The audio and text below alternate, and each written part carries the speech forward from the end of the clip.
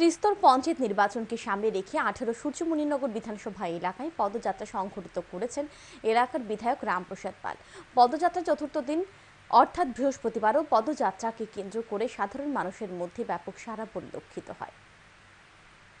সবকিছু ঠিকঠাক থাকলে আগামী আগস্ট মাসের প্রথম সপ্তাহে অনুষ্ঠিত হবে ত্রিস্তর পঞ্চায়েত নির্বাচন। এই নির্বাচনকে সামনে রেখে বিরোধী দল থেকে শাসক দল অনেকটাই এগিয়ে রয়েছে। বৃহস্পতিবার 18 সূর্যমণিনগর বিধানসভা কেন্দ্রের 53 নং বুথে পদযাত্রার আয়োজন করে বিজেপি দলের কর্মী সমর্থকরা। পদযাত্রায় উপস্থিত ছিলেন রাজ্য বিধানসভার উপাধ্যক্ষ তথা স্থানীয় বিধায়ক রামপ্রসাদ পাল। এদিন পদযাত্রা শুরুর আগে তিনি একটি জল জীবন মিশন প্রকল্পের আনুষ্ঠানিক সূচনা করেন এলাকায়। 18 সূর্যমণিনগরে এদিন ছিল পদযাত্রার চতুর্থ দিন। পদযাত্রা চলাকালীন সময়ে বিধায়ক রামপ্রসাদ পাল কথা বলেন স্থানীয় মানুষের সঙ্গে, জেনে নেন তাদের দুঃখ সুখের কথা।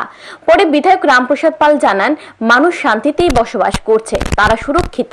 তবে কিছু কিছু জায়গায় রাস্তাঘাট, ড্রেন, পানীয় জল এবং বিদ্যুতের সমস্যা রয়েছে।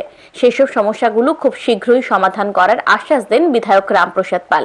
এলাকায় যেটুকু উন্নয়ন হয়েছে সেই উন্নয়নকে আরো ত্বরান্বিত করার কথাও এলাকাবাসীরা বিধায়ককে জানান।